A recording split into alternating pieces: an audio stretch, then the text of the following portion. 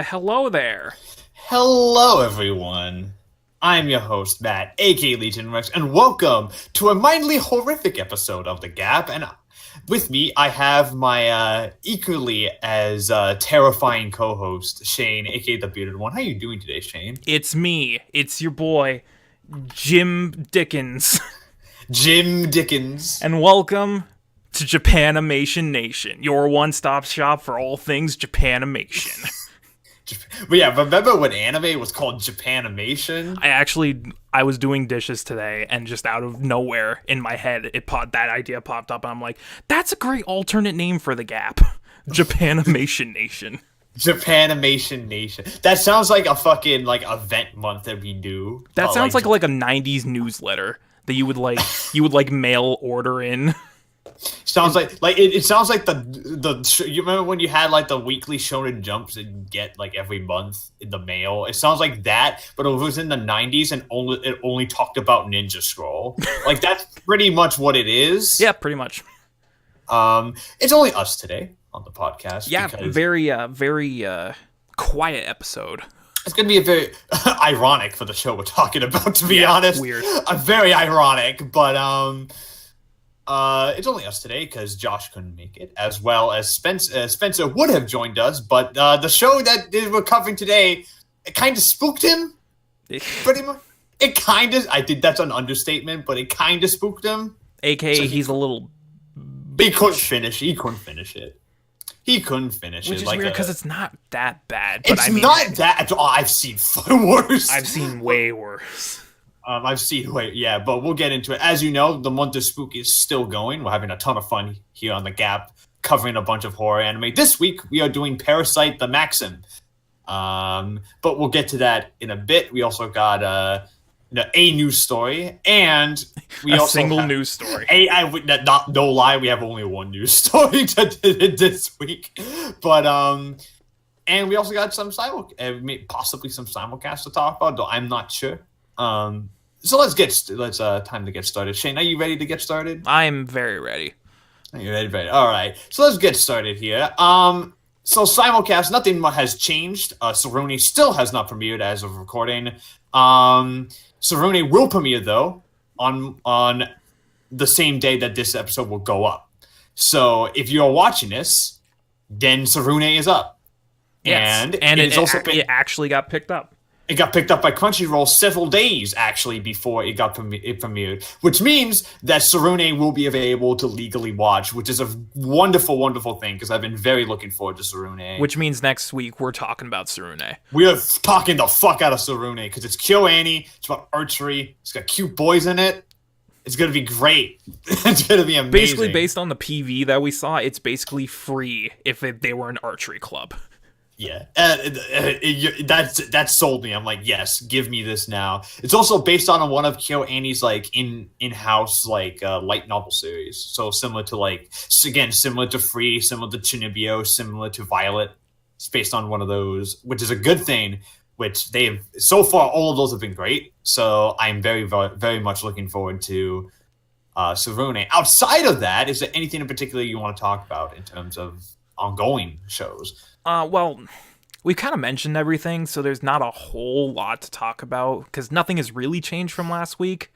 The only thing I really wanted to mention, which I can't remember if we mentioned it last week or if we just brushed it over, but I think I mentioned it, but I can't remember. I dropped Goblin Slayer. We brought up Goblin Slayer last week briefly, and I feel like some of the dust has settled enough that we can actually talk about Goblin Slayer. It's just not great. Goblin Slayer. I'm waiting till dub. So next week I will actually have an opinion on Goblin Slayer because it premieres. The dub premieres on as of recording this next Thursday. Mm-hmm. Which means that I will have watched it before then, so I can give the thoughts on it. Mm-hmm. I am kind of looking forward to it just from how many people are talking about it. I just kind of want to watch it and say, okay, what the fuck is this? Okay, here's the thing with me.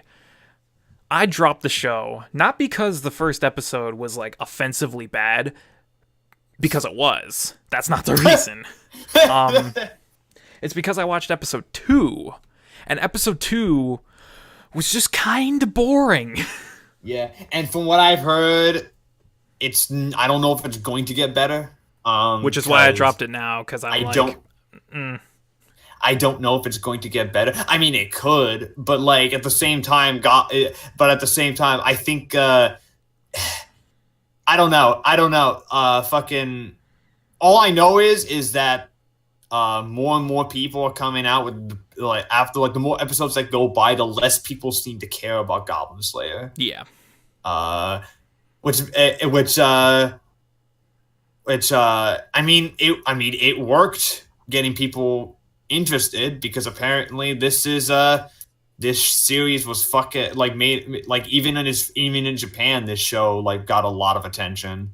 So I hope this doesn't start a trend of a bunch of series trying to do this now. Yeah, I hope not. It's going to, though. I know it is, and it's but I don't know. We'll wait. Goblin Slayer is going to be 12 episodes, so we'll see what happens by the end of it, whether or not opinions on it change. It will. But yeah, it will. It will. Slowly but surely, it will. It will. In what direction, I'm not sure. Who knows? Yeah, who knows as time goes on. But we'll see. We'll wait until pretty much the end of the season for that type of stuff. Outside of that, I didn't watch anything this week because I was very busy. Yeah. This week, extremely busy. That's technically this podcast is being recorded 6 hours late. Yeah, why is that, Matt? Because of schoolwork, pretty much. That's pretty much the gist of it. Outside of that, there's not really much in simulcast to talk about. No, there's really nothing to talk about that we haven't already. Yeah, there's nothing really much. So, I think we need to move on to the news story. Let's get that out of the way. Because this is a big one. It's a huge one. It's a huge one. We're probably going to spend quite a bit of time unpacking this. For those of you who don't know, around 2 years ago, let's go back in time to around 2 years ago, Crunchyroll and Funimation made a deal that both of them would partner when it comes to distributing anime. Crunchyroll will handle all of the subs and subtitled versions, and Funimation would also be streaming all the simuldubs, which means they would dub all of them. So Funimation essentially became the one-stop go-to destination for all dubs and Crunchyroll for all subs. This was around for 2 years, and it really worked because Funimation was dubbing more than ever, and Crunchyroll had literally Funimation's entire library on their site as well. So pretty much, it was just you could basically pick whichever one you wanted, or do Shane and just have both of them. Yeah, just get both and enjoy both equally. Yeah.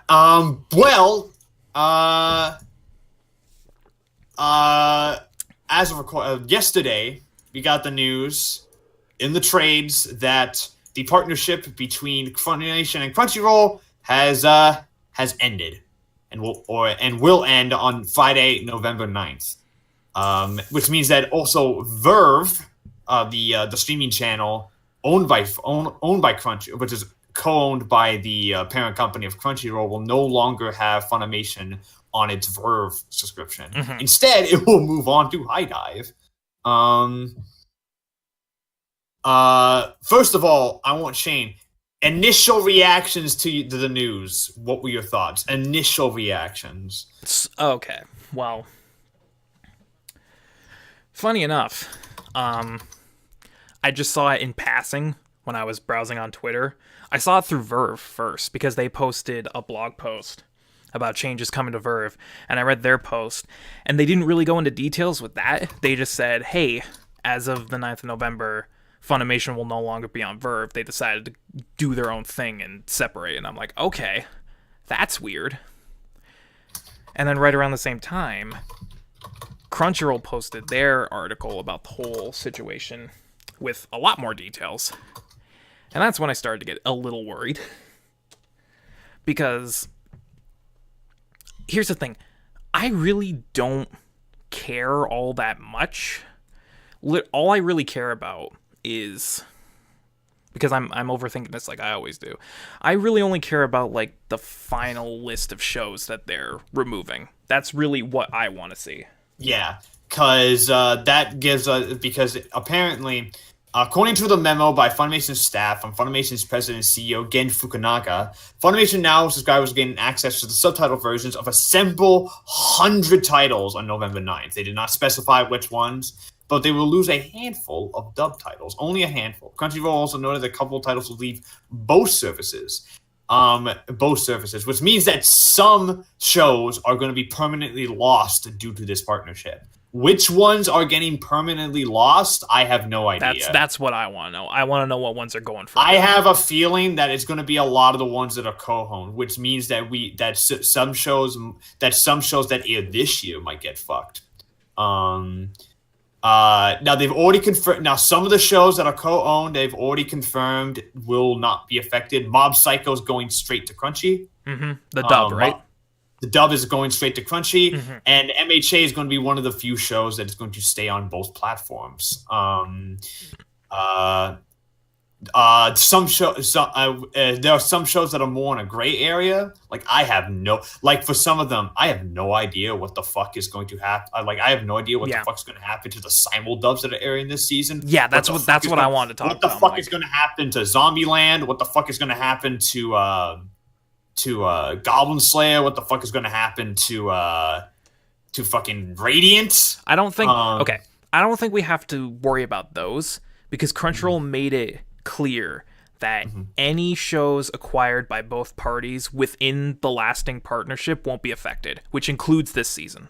So I don't think we have to worry about those. Yeah, could this explain why there was some subtitled shows starting to show up this season on Funimation? Yeah, that in retrospect, that's starting to make a lot more sense. Bunny Girl and Sword Art are going to be subbed on are simulcasting sub only on Funimation Now, which we thought was odd. But we didn't think much of it because both were already been licensed. They've already been licensed by Aniplex of America. So we thought they weren't going to go to Funimation Now, but they were.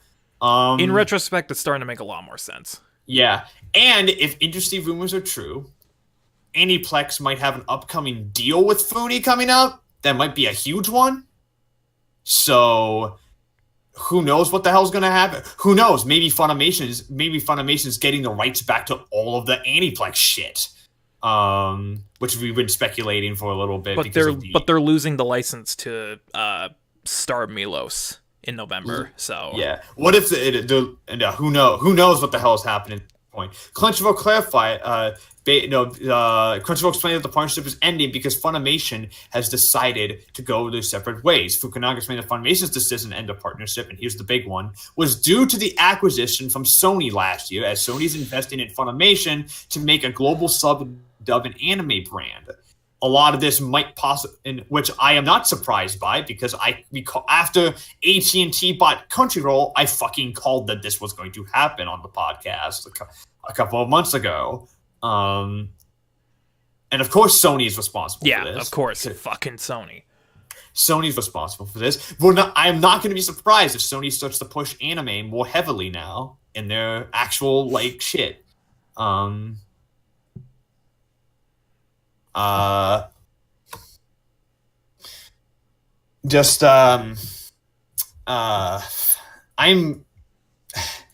This is a weird situation, dude. This is a weird situation. They've also confirmed that it will begin offering subtitles simulcasts beginning as early as the winter 2019 season. So, starting winter 2019, there will be subbed only simulcasts on Funimation Now.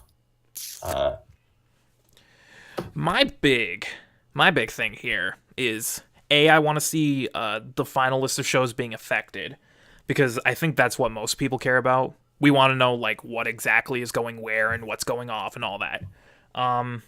The other thing I want to know about is what's happening with simuldubs going forward, because if you know damn well Crunchyroll's still gonna go gangbusters, getting everything they possibly can for simulcast, but They're competing with Funimation now. Yeah, if the licenses aren't going to be shared between the two from now on, exactly how much is Funi going to simuldub going forward? Are they going to be simuldubbing as much, less? Like, how is this going to be affected?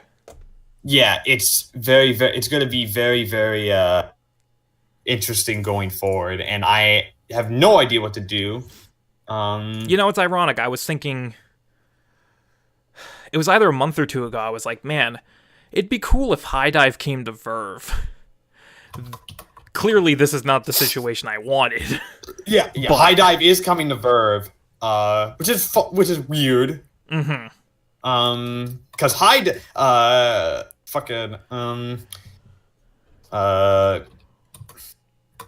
it's just because HIDIVE is HIDIVE. If you don't have a HIDIVE, get a HIDIVE because it's really good. Plus, it's the cheapest one. It's like $5 a month.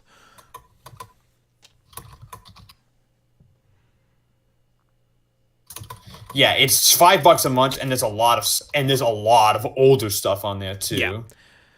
The thing about HIDIVE is they made their name by competing with Crunchyroll and Funimation. Because, you know, they were the new platform, they were the smaller guys, they had to make their name up against these big name companies. So they got a lot of older shows, they got a lot of exclusives. They've ironically been the ones to pick up a lot of the seasonal shows that are like the best for those seasons. Like they picked up Review Starlight, they picked up Bloom Into You. Like they've been doing some really good simulcasting stuff lately. So yeah. And now they're going to Verve. And now they're going to Verve, and that makes Verve's pickup of Nickelodeon a while back make a lot more sense. I have a feeling this deal, that both Funimation and Crunchyroll knew about this long before they announced it. Probably. I think, yeah, they've probably known about it for a while. The question is,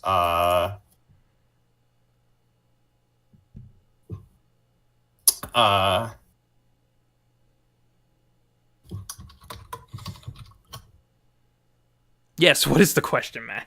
I got distracted by something because my phone went off. I apologize, but it's weird to me because I feel like that because if Sony wants Funimation to go more global, that could possibly mean that we could start to see like wider releases for a lot of Funimation stuff, which I don't know if that's a good thing or a bad thing. It might be a good thing considering how I'm pretty sure a lot of this decision might have been I feel like that Sony might be feeling better about this decision after the My Hero movie did really well. Because this might incentivize them to be like, okay, Funimation Films is now going to be under the Sony Films umbrella, and we're going to release them in wide release. Yeah, that'll be interesting to see if they. That would be interesting. Risky, because I don't know if anime films are at that point yet. They're getting there, but I don't think they're quite there yet. Are they at that? And also, this also comes up with the problem of like some of Funimation's licenses are owned by different companies. Yeah. Because imagine Sony tries to do like a wide release of Broly, but then you realize they can't because Fox owns the rights. Oh, actually, no, Disney owns the rights now. If you think about it, Disney owns the film rights to fucking Dragon Ball now, which I find funny. So, in any case, this is an interesting situation, and that's really all the information right now. Because this is a developing situation right now. Yeah, the deal doesn't go through till the 9th of November. We still don't have a full list of shows that are being affected by this, so we're just kind of in the dark, waiting to hear more right now. Yeah, this is a developing situation. We'll probably get more info as not just the weeks, probably the months going forward. So we'll make sure to keep you guys updated on the situation of this particular dilemma. Josh basically described this situation as mom and dad getting a divorce, which is pretty much exactly what it is. Mom and dad are getting a divorce, everybody, and it's very sad. It's extremely sad. It's very, very sad. And that wraps up our only piece of news for the week, guys.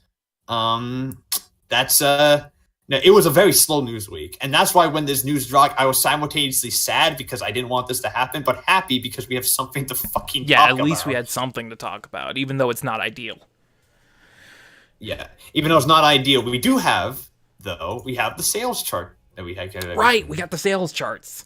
That I missed last week, actually. You know what? I didn't notice anyway, so I can't shoot you for that. I missed that last week because I was a big dumb. To be fair though, I think it might be a good thing we skipped it because there's not much to really talk about. Figures. Outside the fact that Detective Conan sold like a fucking 100,000 copies in its first week because it's Japan and it's Detective Conan and it always sells. Yeah. Okay, that's all right. So this is actually kind of unprecedented. Conan. Conan doesn't usually actually sell that well in Japan, or at least the movies sell decently well. But this is the first movie to sell this much. I always thought it was just the assumption that Detective Conan always does really well in Japan. I mean, it does, but this is like unprecedented for it. This is probably the most. This is basically previous. This is double the previous movie, which is very impressive. This and most of it, and unlike this is also the first time that Conan's most of his sales came from. Honestly, I don't know what that means because I don't watch Detective Conan, so I have no idea what the hell this actually means. But all I know is that probably this means that the show ain't ending anytime soon. Well, I mean, considering how long the damn thing is. Yeah. Yeah. Yeah, and outside of that, the only really big new release was Kataro. How'd Kataro do? Underperform. Of course. Underperform. About 1,000 first week. 1,000 first week. Not great. Look, when you're getting outsold by Free in its second week, there's a problem. That'd be which makes the rumors of Kataro ending at 51 more plausible, actually. Yeah. That makes a lot more sense now. Yeah, I have a feeling it's just that maybe kids in Japan just don't care about Kataro. Well, I mean, probably. It was just a shame because it's really good. It's actually really good. It's really, really good, and it's highly underrated too because not enough people are watching it, and the people who are watching it, it has like a 6.5 on Mal, and why? It's vastly underrated, and it's really, really. So if anyone who is watching this podcast has not watched Kataro yet, please watch Kataro. Fucking watch Kataro. It's really good. It's tons of fun. Some of the standalone episodes are genuinely fantastic. And they just started their first major story arc too, which so far is really fucking good. So there's an episode, and for a show for kids, it deals with topics that even like adult shows won't touch. It is morbidly dark sometimes. It for is a kids show. Yeah, it's morbidly dark. It one of my favorite episodes deals with a fucking World War II and fucking Japan in World War II. Fucking PTSD. PTSD, and the fact that Japan's trying to basically rewrite its own history. And the end of the episode is basically a call out to like the education system in Japan for being dumb, and it's great. And this is a show for 6-year-olds. Yeah, it technically is. Honestly, a lot of these themes are actually pretty resonant for a 6-year-old. So it's not so like a lot of these stuff they're talking about would actually like I feel like a lot of like younger kids in Japan would actually like take away stuff from it, I feel like. So like this, it doesn't talk down to kids, and that's why I actually really love it. Because it's just the right amount of scary to be genuinely like, okay, this is spooky, but not too scary that I don't think a kid would not be able to handle it. It gets pretty fucked sometimes, though. It does get pretty fucked. It does get, but it always has a happy ending. Usually. Yeah, usually ends like in such a way. So, I've always run by the Don Bluth philosophy. Kids can handle pretty much anything as long as it has a happier ending. So I think with that, I think we're pretty much ready to move on to our featured anime. I think we are too. Yeah, I think we're ready. I've been wanting to talk about this one for a while. I mean, this was the reason that the month of Spook was created. Really? Yeah, because Shane just wanted to watch this show and could not think of a better reason. I was like, man, we haven't covered any horror shows on the podcast yet. Hey, how many weeks are in October? Oh. Okay, fuck it. Let's do it. Let's do it. So we're covering the action science fiction horror show this week. Parasyte the Maxim, directed by Kenichi Shimizu, written by Shoji Yonemura, and it's from Studio Madhouse. Again, the third show in a row this month from Studio fucking Madhouse. Who'd have thought that they make good shit? Yeah, they do make good shit. It aired from October 9th, 2014 to March 26, 2015, and is currently licensed by Sentai Filmworks, of all people. And you can find it in the link below if you want to watch it. You can find it on HIDIVE as well as Crunchyroll. You can find it sub on Crunchyroll, sub and dub on HIDIVE. So yeah, sub and dub on HIDIVE as well as subbed on Crunchyroll. If you wish, use the platform of your desire to watch the show. Parasyte is set in the near future, where a species of parasitic organisms, only known as parasites, have infested a small minority of the population of Earth. One of these people is Shinichi. He finds that he has a parasite in his hand, who he names Migi. Initially, they don't get along, obviously, considering that one of them is a teenager at school and the other one is a evil demon monster who wants to eat people. But due to him basically being a half human, half parasite hybrid, this makes him a target of a large section of other parasites who are currently feeding on the human population and have basically been responsible for hundreds upon thousands of murders across the world, which leaves a lot of the world in panic. So Shinichi makes this his goal to wipe out every single parasite he can find. And that's the show in a nutshell, pretty much. It gets a lot deeper than that, though. It gets a lot deeper than that, but from a base level, that is pretty much the show. Shane, what did you think of Parasyte the Maxim? Okay, so I've talked about this a couple times on the podcast. I've had my eye on Parasyte for a while. I remember when I used to watch Dragon Ball Super simulcast on Crunchyroll when I was not paying for it. Parasyte was one of the ads that was running because they were like, even after like 2 years after it, they're like, fucking watch Parasyte. It's good. And I'm like, you know what? It looks cool. So I've just been meaning to watch it, and here we are. Month of Spook, week 3, finally watched it. I gotta say, that's not really what I was expecting. It was a pretty big surprise for me because going in, I was expecting what Matt told me, Invasion of the Body Snatchers with like DBZ shonen battles, and I'm like, it's kind of that, but I wasn't expecting there to be such huge resonating themes of fucking humanity, morality, existentialism. Like, I wasn't expecting all this philosophy in my goddamn horror show. But in the end, I freaking love this show. I had a great time watching it.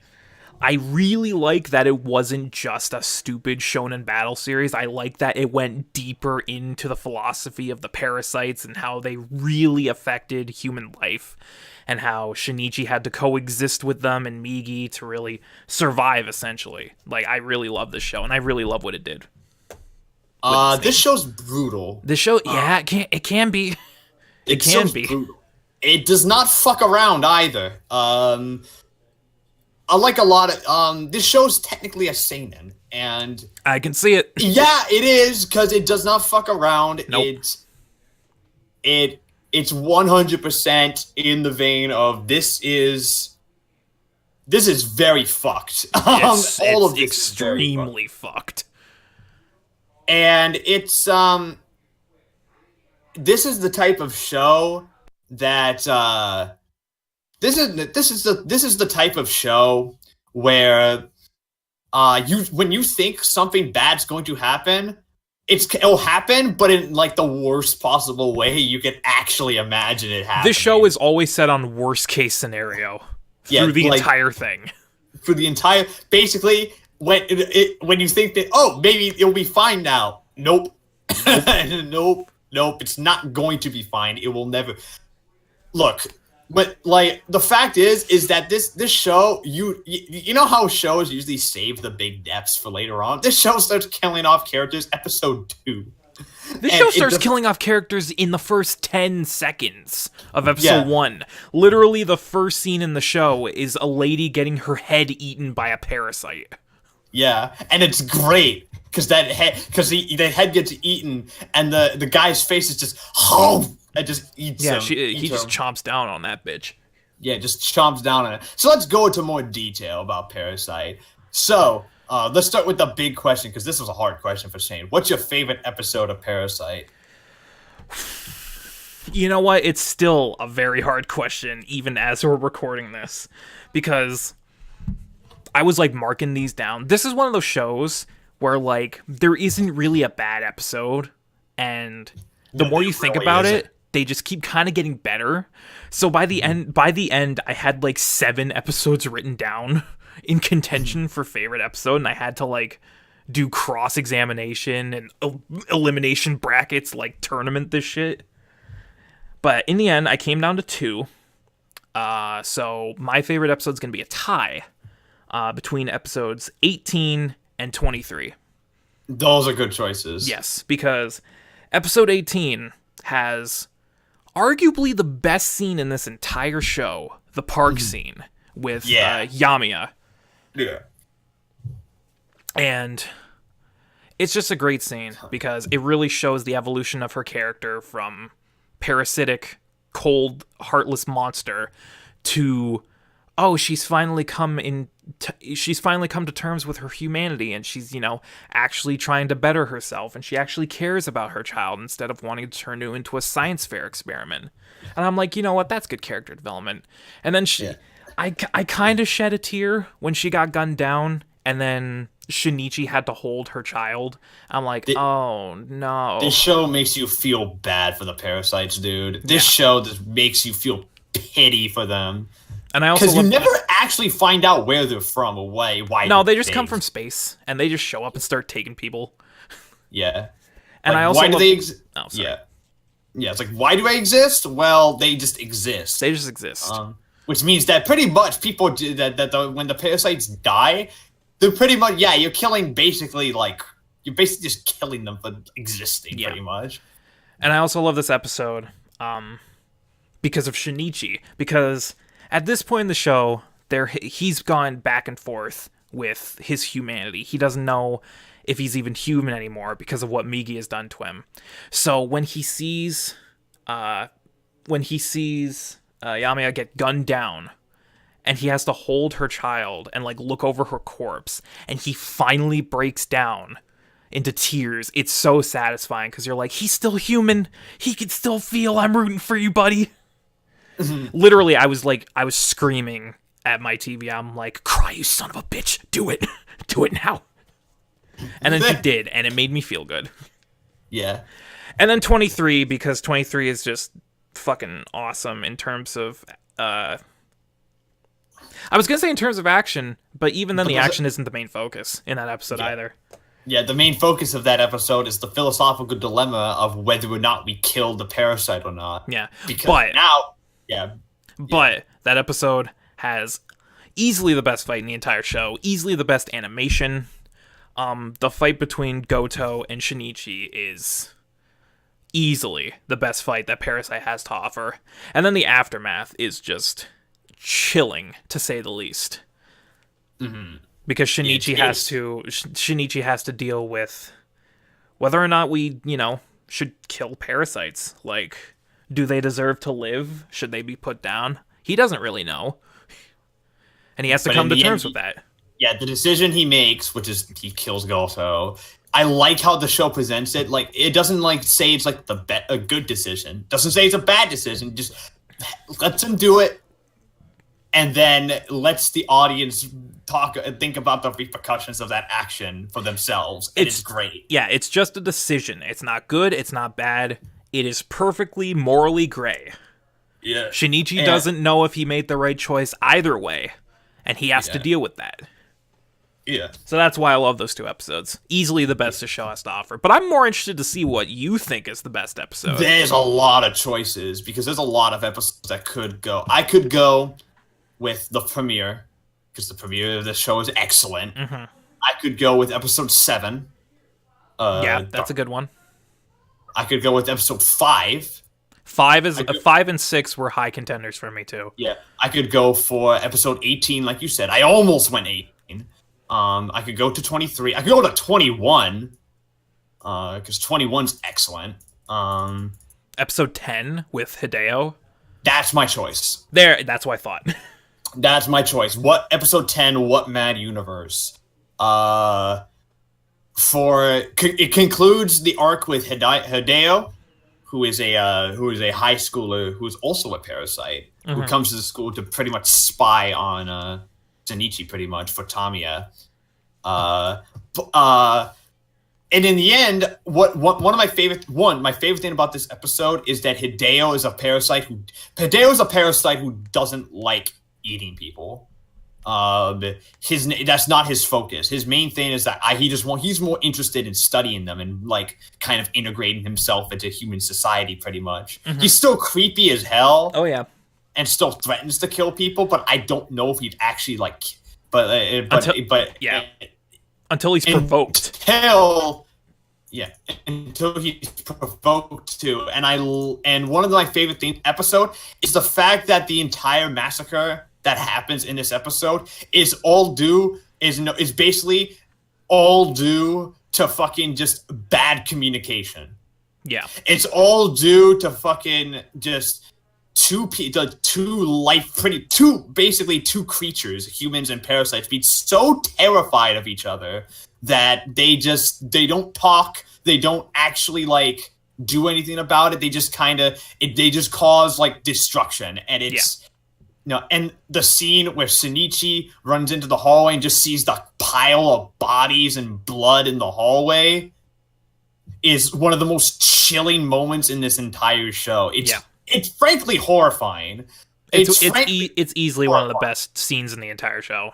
It's horrifying, and just to see Shinichi like just break down because of that is heart-wrenching. And then the way he kills Hideo by like launching the rock from across a fucking building, like sniping him through the heart.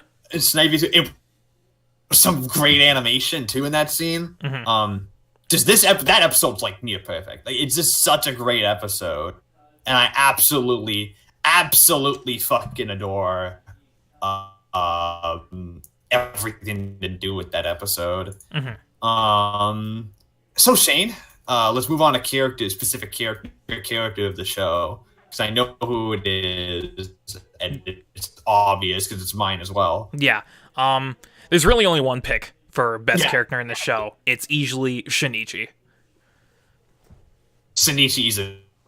Easily Shinichi. Best character of Parasyte, like hands down. There is no contest, because this is one of those rare anime that is 100% dedicated to its protagonist. Yeah, absolutely. This is a protagonist-driven show. Every other character is only there to pretty much is the person, hero, and Shinichi's one of the best protagonists I've seen in a while. Like, Yeah. he's great. He's such a good main character, and he's what makes this show. He must make this show work. And so, like, even there, that How's it going? hello, Hello. hello. I think that was your internet, because I'm fine on my end, but you started, like, chugging hard. Yeah. Oh.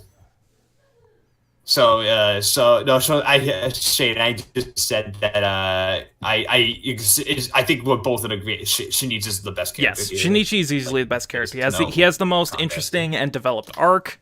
He has the best personality. He's basically the focus of not only the entire plot of the show, but also the focus between the human-parasite relations. Like, they use Shinichi as basically an ambassador between these two species, because everything is from his perspective. And I really like that angle that they went. Because, Shinichi's just a normal dude who got his hand taken over by a fucking alien. Like, he's just as terrified as anyone else. Yeah, so he literally just wakes and he sees that his hand is just like, he's making noises, and you're like, what the fuck?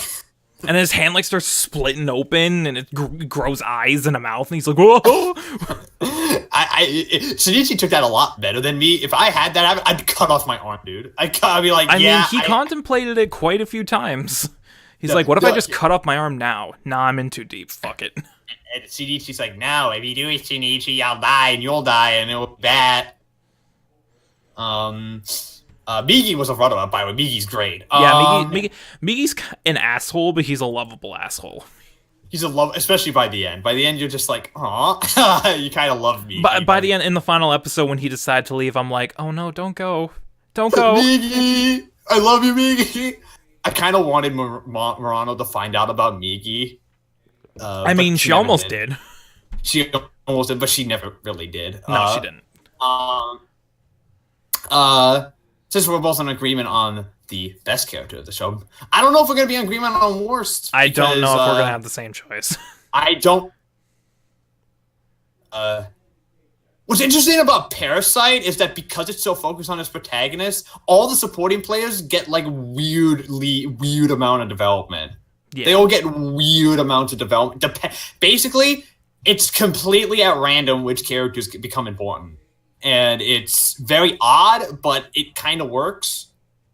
But so, Shane, who's your least favorite character in Parasyte? Okay, I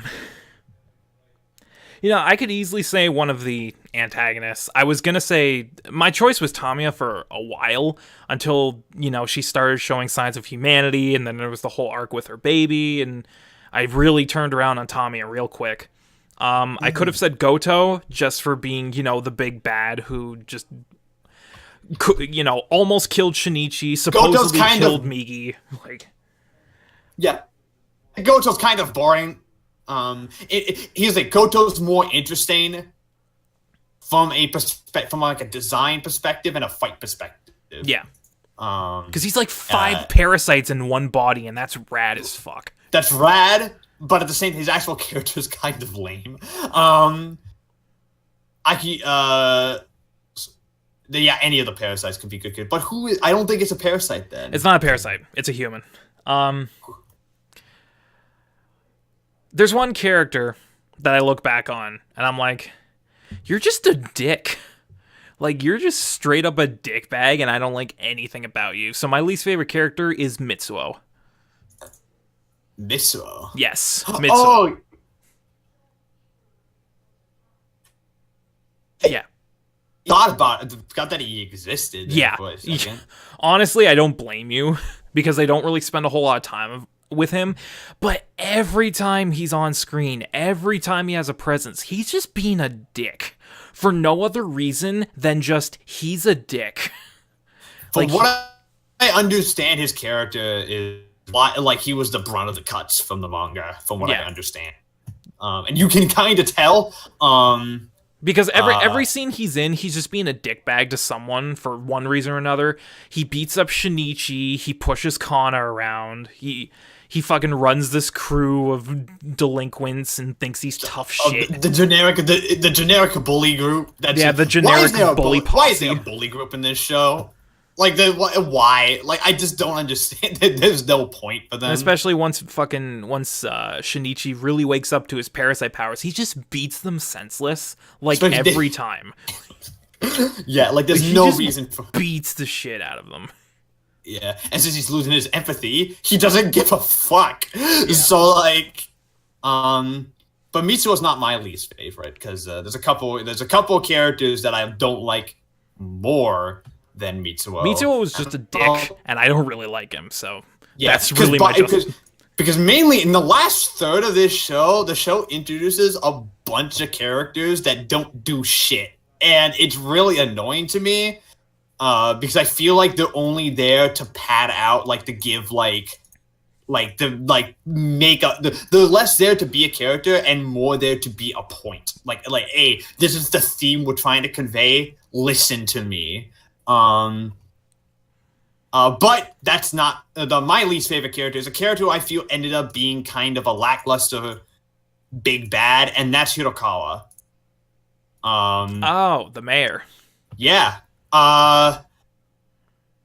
Here's the thing: the idea of Hirokawa himself as the villain is fascinating to me, but he doesn't actually do anything. No, he just gets name dropped a bunch of times, but you don't really see him do anything meaningful. Yeah, you don't see him do anything meaningful, and the twist of him being human is a good twist. That's a good twist. Yeah, because I was surprised by that. I figured all of us thought that he was a parasite too. So when they were like, "Oh, sir, he's a human. We just shot down a human," and everyone's like, what?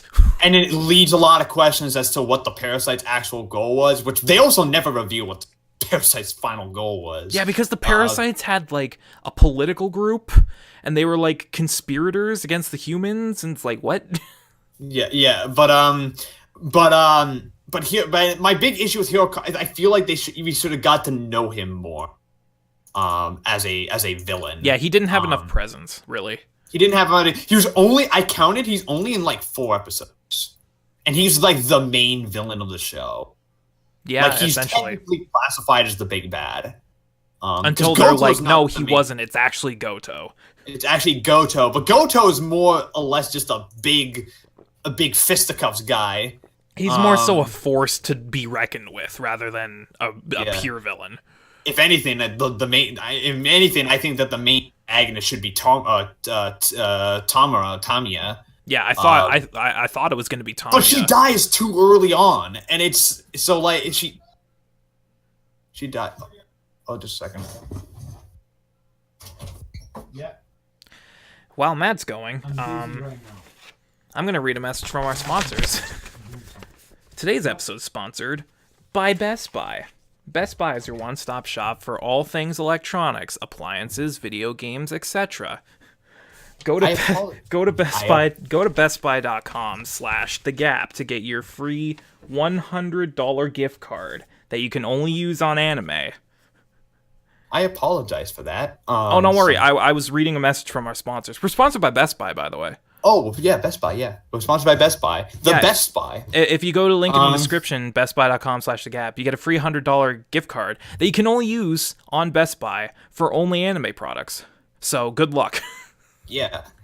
Best Buy, the bestest of buys. I think that Hirokawa is just not a lackluster villain. I agree with you. He doesn't have much. I feel like it's a prop. Yeah. He doesn't have much. He doesn't have enough presence, and he doesn't really do anything. I agree with you also that I thought for the most part that Tamiya was going to be the main villain, because they built her up a lot. Yeah. And then she's not really, which was kind of disappointing, but... Yeah. The show has a major... We'll get more into it when we negatives, but this show has a massive villain but we'll get into that in a second. Let's talk about more things that are good, like the animation of this show. Oh yeah, is really yeah. good. Studio Madhouse. I don't think it's Madhouse's best. No, definitely not. I don't think it's not their best. But when it's good, it's really good. When it's good, it's really yeah. When it's good, it's fucking great. Let's talk about the soundtrack to this show because this is a good soundtrack. It's a very odd one for a show like this. It's a very polarizing soundtrack with that as well. It's a very polarizing one. Mm-hmm. You either love it or you absolutely hate it. I know a lot of people who hate this soundtrack and think it just doesn't fit. But what are your thoughts, actually? Because I'm very curious what of the music for this show because it's very, very unique. You know, I haven't really thought about it. Yeah, a lot of dubstep, a lot of choir. A lot of dubstep, a lot of electronic stuff, a lot of choir. Yeah, very loud, too. It's really loud. Mm-hmm. And it's very overbearing. I think it works, actually. I think it really works because the soundtrack itself is, when listened to on its own, is phenomenal. Mm-hmm. But also, I think like there's this sense there's this visceral sense to everything in the show. Like all the fights in the show actually last only like 2 minutes, 2 to 3 minutes. Yeah, the fights are very short in this show. Yeah, the fights are very to the show's betterment. I actually feel. So all the soundtrack being like this loud, constantly booming noise kind of fits like the fact that everything's happening like super fast, like everything's just like bat, bat, bat, and it's just like things are just happening.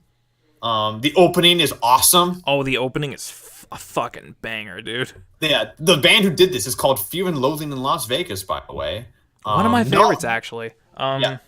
No relation to the Terry Gilliam, Johnny Depp movie of the same name. No, they're just a really good Japanese band. Yeah, this is not Backcountry, guys. We are this is not Backcountry. But they're just a really good Japanese band, like a Japanese like death metal, like heavy metal band. They're weird because they're like an industrial death metal band, but they've got some like techno in there too. They're cool. I like them a lot. They're really cool. Their stuff sounds really cool. And they also did the first ED to Hunter x Hunter, which is still one of my favorite EDs. So I'm kind of biased. Yeah. Just they don't do too much anime stuff. No, not really. So but I've listened to their other stuff and it's it's so good. They do great work. ED's really good too. Yes, yes it is. ED's really good too. I was surprised that there wasn't 2 openings, seeing as how this is double core. Double core. This is one of the rare shows nowadays that one opening all the way through. I feel like it's because this show was based on a manga from like the late 80s or and it's very obvious in some points that this show's trying to capture that tone. Yeah. Because it's a lot more modernized than other adaptations. Yeah, they really modernized it a lot. This is a very modern adaptation, just not just in terms of its setting because they modernized the set, but in its tone, in its pacing, it's very modern. Even its characters feel modern. Yeah, I mean, who has a hairstyle like Murano? Right? Yeah. Who has a hairstyle like Murano? Murano's cute hairstyle's cute. Don't give me that. Yeah, I know. I'm sorry. She looks amazing. I'm sorry I disrespect. You disrespect her. But let's talk about any other like big positives you want to bring up. I think we've covered everything, really. I think we did. Because there's a couple of negatives to this show that we want to talk about. Because there's a couple big ones that I really want to talk about. The show doesn't know when to shut up. It really doesn't. All right, so about halfway through the show, you realize that the show's kind of spinning its wheels in terms of its themes. Like, entire episodes will go by where the middle of the episode is just Shinichi walking to school going like, "Am I human?" And I'm like, "Can you shut up?" God, I'm becoming so cold. Am I really human anymore? And this is like the 7th time he's had this conversation with himself. Like, shut up, Shinichi. It's like figure it out. Just fucking figure it out, dude. Like, are you Like we got the gist of it when he threw the puppy in the trash. I love that scene, by the way, because it does a really good job of showing just how much Shinichi has changed as a person because of It also Miki. kind of, yeah. And also, it also kind of, fucking puppy. it's a fucking, but it also kind of comes out of nowhere. So you're like, what the fuck? Yeah, I know. Some of these, something about Parasyte I've noticed, and this is not a negative nor positive, but I don't know what it is. This show has a surprisingly wicked sense of humor. Oddly enough, to the point where the live action movies are kind of like comedies to the point. Shinichi, hold still. I want to make your sex organ erect. And Miki's just jacking him off in the urinal. It's just this show's like has a really like funny sense of dark humor about it, and I feel like it's part of the premise because this is an inherently weird premise. It is like the premise. This is one of those things where it's like, this could only become from Japan. Yeah, this is a very inherently weird premise. Like, this is a show where the main character's hand has, like, he'll, like, point his hand out and a giant eye comes out of it. Like, so, like, it's very much one of those shows. So it kind of has, it takes itself seriously, so you're never, like, kind of, like, not, like, you're never, like, laughing at it, but it does have a sense of humor about itself at points. Yeah. However twisted that may be, but yeah, it is a very twisted, dark sense of humor. But to be fair, I do too, so that's why I kind of resonated with the humor. But but for negatives, yeah, this show does not know when to shut the fuck up. It also, yeah, again, it does not have great villains, very lackluster villains. And when you think there's gonna be a good villain, they're mainly just a substitute for a much more lackluster actual villain. Even Goto in the end was kind of like, whatever.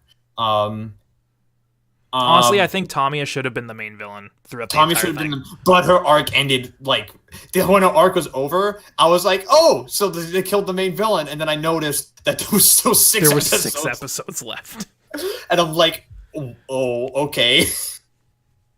I'm like, what are they gonna do? And then it's like, oh, so Hirokawa's the main villain. No, it's Goto. No, okay. It's Goto. It's Goto. Oh, and then it's not even Goto. It's fucking it's Uragami. Yeah. The very last minute. And let's talk about that. Let's talk about the finale. Look, you need, when you have a show, it needs to end good in order for me to have like a walk away really positive. And while I did walk away positive from this show, that last episode was really lackluster. Like, I feel like I liked it a lot more than you did. A lot of that stuff felt like it could have been like in the final. Like what they should have done was I felt they should have like fucking like made that entire episode about Migi leaving instead of condensing that into like the first 5 to 6 minutes, and then have the rest of the episode be kind of like a time jump and be about this like separate thing that has literally nothing else to do with the rest of the show. Like the origami stuff has no reason to be there. And if it did need to be there, that should have been done before the Goto stuff, I feel. I mean, Origami as a character has really no right to be there, let's be honest.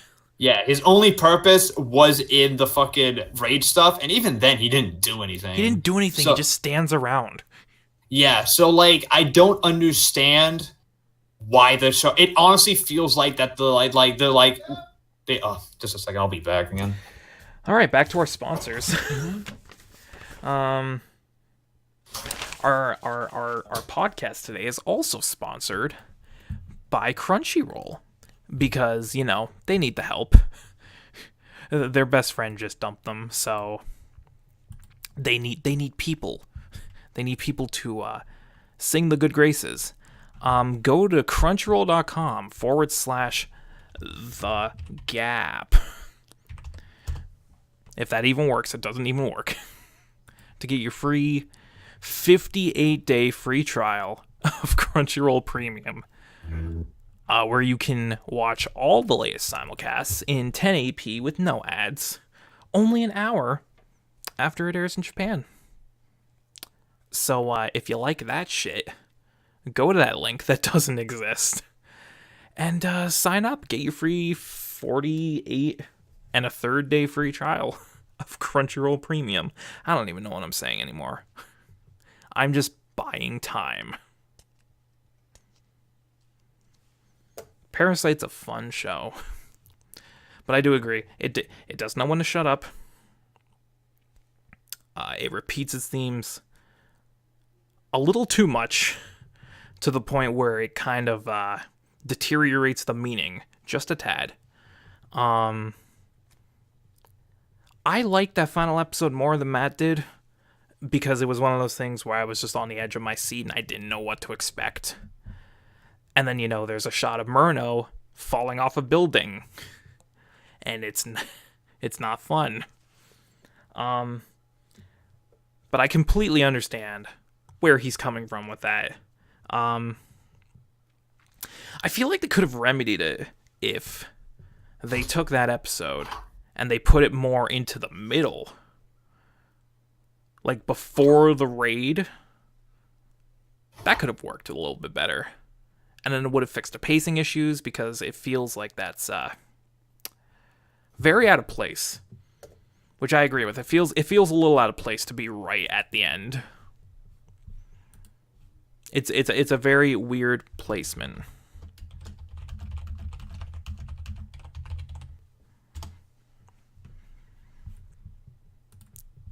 But I still feel like I enjoyed it a lot more than he did. Because he's Matt's a big dumb. Oh, Spencer's here. Go ahead, Spencer, say a thing. It's 100% just Poppyco.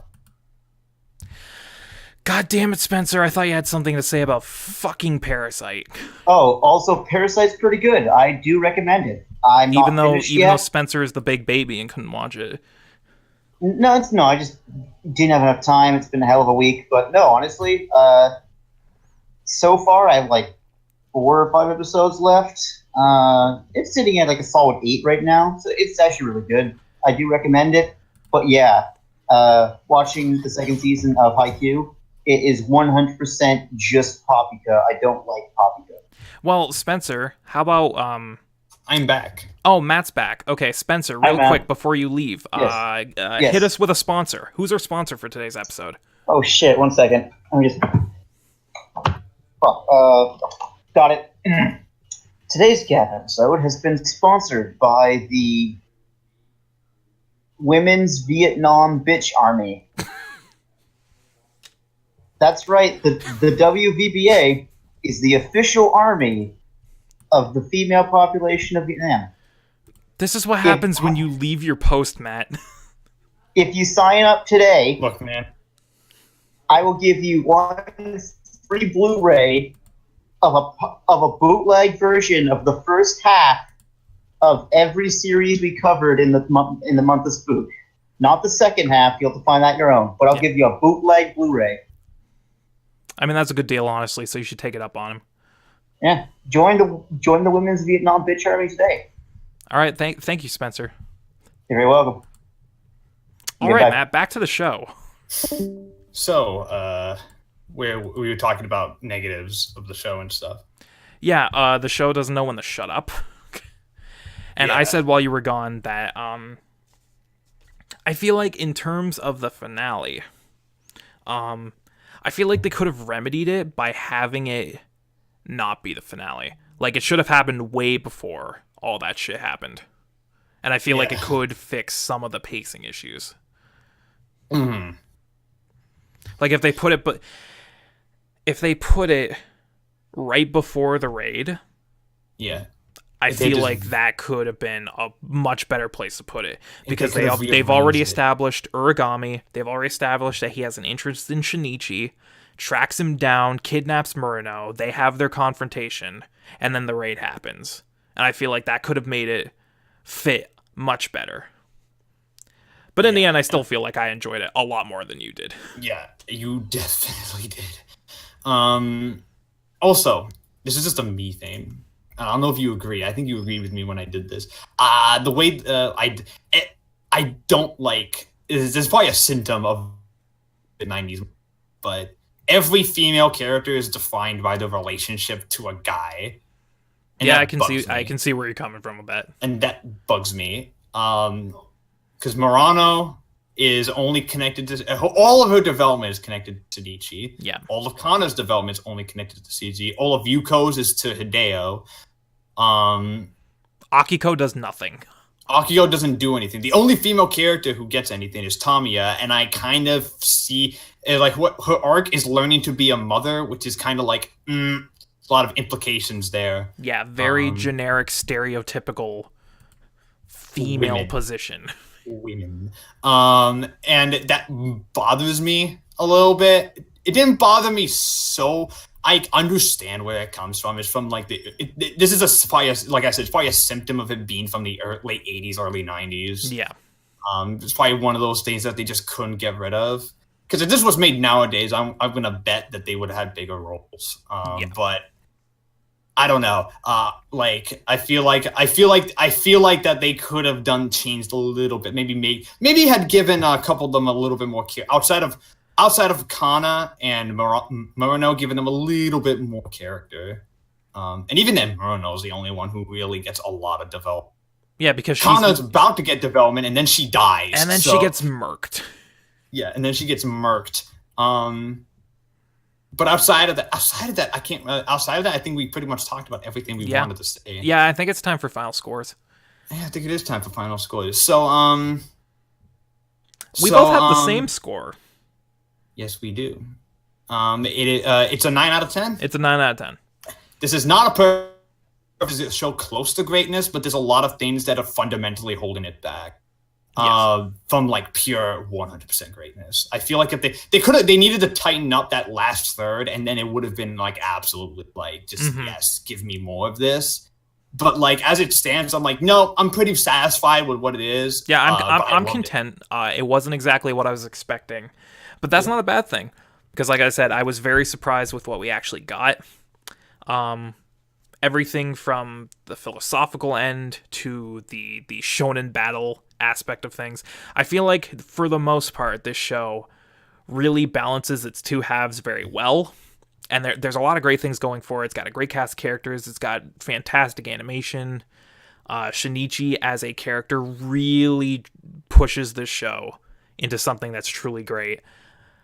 But like you said, there's a couple fundamental things that are holding it back. And those things are hard to deny. I didn't deny. I feel like this is another help scene situation from like last week, where this could have been a 10 out of 10 if it was just tightened up a bit and some of the problems were ironed out. It's very much that seems to be a problem with a lot of the stuff the shows we're covering this month of Spook. It almost seems like that's a fault of horror anime in general. Yeah. So next week. We'll be covering our final anime of the month of Spook. Because if you know what it is, it's Higurashi no Nakokoro ni, or When They Cry. I hate that I hate the English title. We're not going to call it that. I hate it. You know damn well Spencer's going to call it that to piss you off. Yeah. No, I absolutely hate the English title for Higurashi. But Higurashi no Nakokoro is our final anime of the month of Spook. Yeah, the 50 episode bonanza that is Higurashi will be covering both seasons of the show on the G.A.P. It's going to be a long one because there's a lot to talk about. Higurashi is a very dense show and a lot to talk about. So, and I'm very excited for that podcast because it's going to be a podcast where I think everybody has a very different opinion on Higurashi. And it is also a podcast. It's very different. It is also a podcast where I feel like people could die from the arguments. Yeah, there's going to be arguments. In fact, here's the thing. To give you a hint, without spoiler, I don't want to spoil for you guys, but to give a hint about how people's opinions on Higurashi vary hard enough is that one of the people that it ranges from this is the best horror anime ever made to this is actually garbage. Very polarizing. Now the person who did say it's actually garbage is not going to be on the podcast. Because he didn't even want to watch it. Because like a dumb he didn't finish it. Because he's a dumb bitch. Yeah, because he's dumb. Just kidding, son. I love you. You know what's funny is that he actually, I think he stopped when the show really picks up. That's funny. To me. It's ironic. Is that like, it's funny that like the show starts to pick up. Then like that's when the show like showed its true colors, and you're like, oh yeah, okay, I can roll with this. And then you're like, and then you stop there, and literally all of us were like, huh?